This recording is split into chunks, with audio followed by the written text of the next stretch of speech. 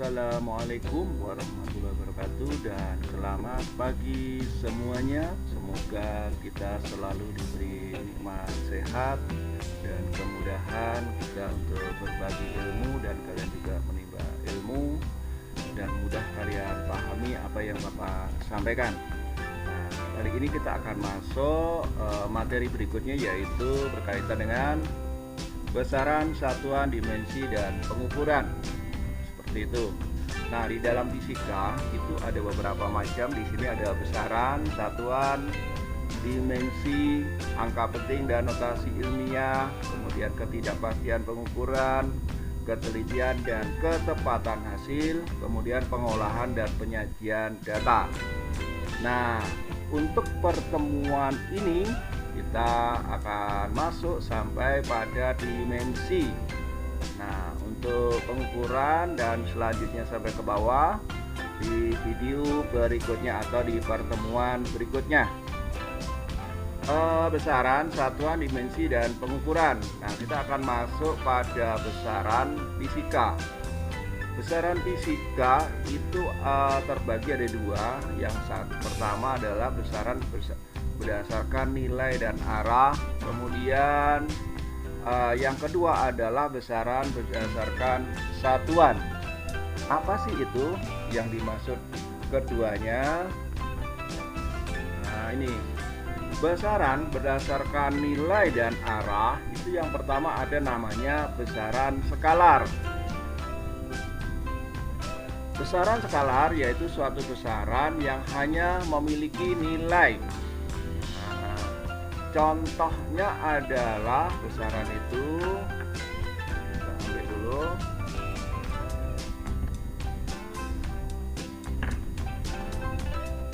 Yaitu panjang ya. Di sini ada jarak, ada usaha, energi, dan panjang atau bisa juga dengan luas. Itu juga dimasuk dalam besaran skalar. Kemudian volume. Nah, itu adalah termasuk di dalam besaran skalar. Nah, ini juga ada beberapa besaran skalar yaitu punya nilai tetapi tidak memiliki arah. Itu yang dimaksud dengan besaran skalar. Nah, kemudian yang satunya adalah besaran vektor, yaitu ini besaran vektor yaitu besaran yang memiliki nilai dan arah. Ini besaran vektor. Itu besaran vektor, suatu besaran yang memiliki nilai dan arah. Contohnya ini. Nah, mobil berpindah 10 meter ke kiri. Nah, kalau di dalam fisika ke kiri itu diberi simbol biasa dengan arahnya ada tanda negatif. Itu ini arah. Jadi tanda plus minus atau positif negatif itu sebagai arah. Kemudian kalau ke kanan diberi tanda dengan positif. Nah, ini ada kelelawar. Nah, berpindah ke kanan kelelawarnya. Nah, ini biasa diberi tanda dengan positif. Itu maksudnya. Nah, besaran vektor contoh lain adalah di dalam kehidupan sehari-hari, yaitu kecepatan, kemudian momentum, kemudian percepatan, dan yang lain-lain. Nah, tugas kalian adalah mencari contoh-contoh besaran skalar dan besaran vektor yang belum Bapak sebutkan. Nah, berikutnya adalah besaran berdasarkan satuan. Itu terbagi dua, yaitu ada besaran pokok dan besaran turunan.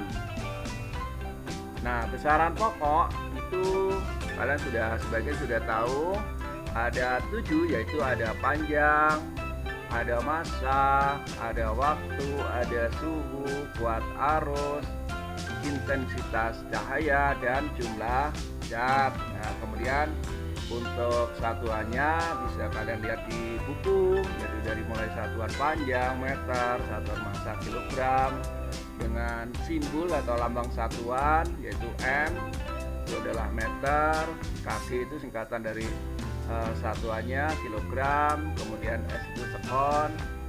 Nanti simbolnya lain ya, simbol panjang itu biasa dengan L, seperti itu. Berikutnya adalah turunan.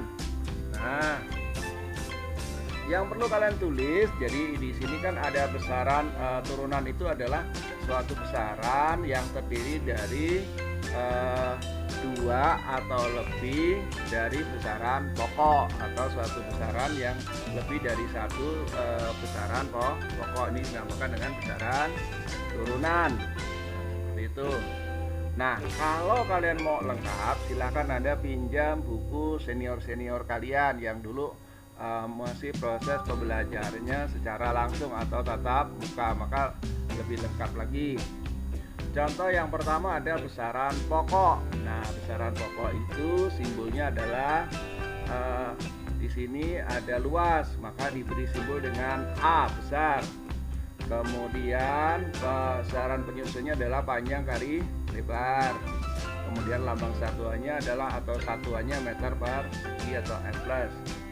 Kemudian kecepatan ini adalah diberi simbol P kecil.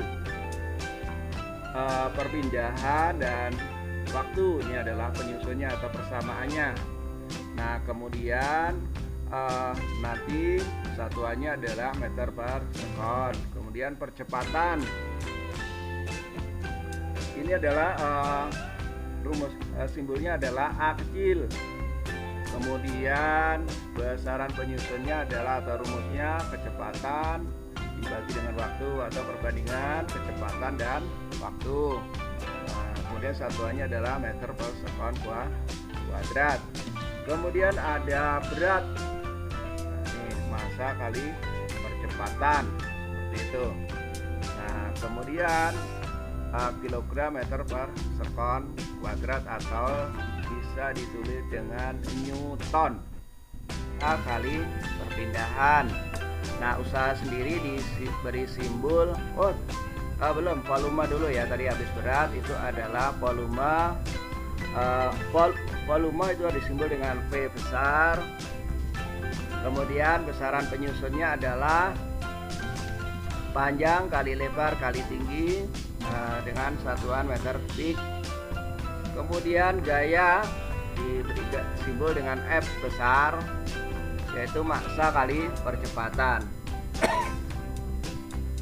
yaitu kilogram meter per sekon kuadrat, atau disingkat juga bisa digunakan dengan N, yaitu newton.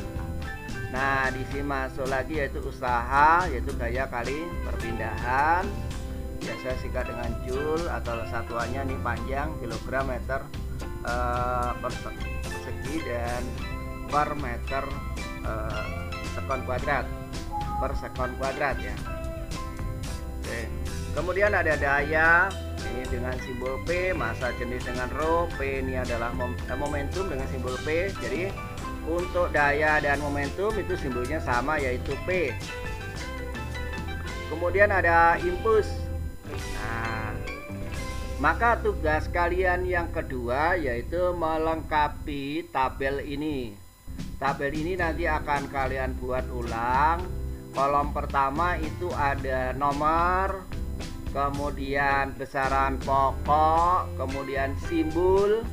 Nah, kemudian besaran penyusun dalam bentuk ini tulisan, kemudian besaran penyusun atau rumus dalam bentuk simbol. Contohnya di luas. Nah, luas itu nanti besaran rumusnya adalah Anda tulis di setelah besaran penyusun ini P kali L, seperti itu. Nah, kemudian satuannya tetap ya meter persegi, seperti itu.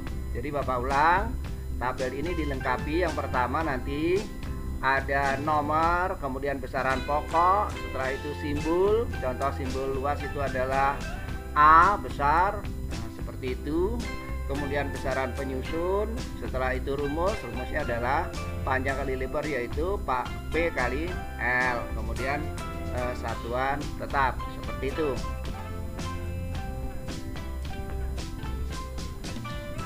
Kemudian ini satuan-satuan yang standar, yaitu standar satuan massa, standar satuan panjang, satuan waktu, arus, suhu, dan jumlah zat. Dimensi. Nah, dimensi di sini adalah besaran pokok dan dimensi turunan. Nah, pertama dimensi besaran pokok yaitu panjang itu menggunakan M, dimensinya M besar, massa itu malah L. Kemudian waktu itu adalah T. Kemudian suhu, nah ini yaitu theta, dan kuat arus adalah I, intensitas C, dan jumlah zat N. Nah ini maaf terbalik nih, panjang mestinya simbolnya L nih ya, dimensinya L, massa adalah M, seperti itu, terbalik. Oke. Nah ini yang betul. Jadi ini yang betul adalah panjang itu dimensinya L dan massa adalah M. Kemudian dimensi besaran turunan, yaitu karena luas itu kan panjang kali lebar, jadi panjang itu dimensinya L, lebar L, maka di sini L kuadrat. Volume juga seperti itu, oke, lanjut. Nah ini dimensi. Jadi volume panjang kali lebar kali tinggi, artinya adalah bahwa panjang itu dimensinya L, lebar L, tinggi L, maka di sini L pangkat 3, satuannya adalah kubik, meter kubik. Percepatan di sini meter per sekon kuadrat. Nah ini agak unik, yaitu ada L. Nah sebenarnya percepatan di sini adalah persamaannya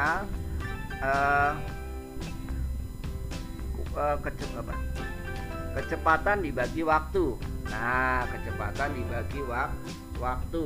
Nah kecepatan dibagi waktu. Maka di sini yang muncul ada L T pangkat min 2, artinya adalah L dibagi dengan T kuadrat ya, yaitu pangkat T kuadrat. Ini sebenarnya adalah persamaannya L dibagi dengan T kuadrat, maka menjadi LT pangkat min 2. Jadi di bawah pembagian itu kalau dipindah menjadi negatif. Kemudian di sini ada debit meter kubik per sekon, maka di sini juga L pangkat 3 T min 1. Ini adalah artinya dia meter kubik per sekon. Nah sekonnya itu simbolnya T, maka T dari di bawah di pembagian di atas dipindah lurus menjadi pangkat min 1. Seperti itu, begitu juga dengan nilai usaha. Nah ini manfaat daripada dimensi, bahwa dimensi itu menganalisis kesetaraan atau kesamaan dua besaran yang sepintas berbeda. Contohnya ini nih, kalau kita tulis di sini A, jadi kan A sama dengan L kuadrat. Kalau kita lihat sekilas A dengan L beda, tapi pada nilainya sama, seperti itu. Kemudian P volume L pangkat 3, seperti itu. Ini yang dimaksud. Kemudian menganalisis kebenaran suatu persamaan yang menyatakan hubungan antar besaran. Jadi untuk menganalisa bahwa persamaannya betul tidak ini persamaan fisikanya. Menganalisis dimensi suatu konstanta besaran. Nah ini bisa untuk menurunkan, kalau kita hanya diketahui satuannya, maka kita mencari persamaannya bisa dengan menggunakan dimensi, atau sebaliknya diketahui persamaannya kita akan mencari satuannya apa, itu juga dari dimensi bisa diatasi, seperti itu. Kemudian menganalisis dimensi suatu besaran tanpa diketahui simbol besarannya. Nah ini. Oke, sekian, terima kasih, semoga bermanfaat.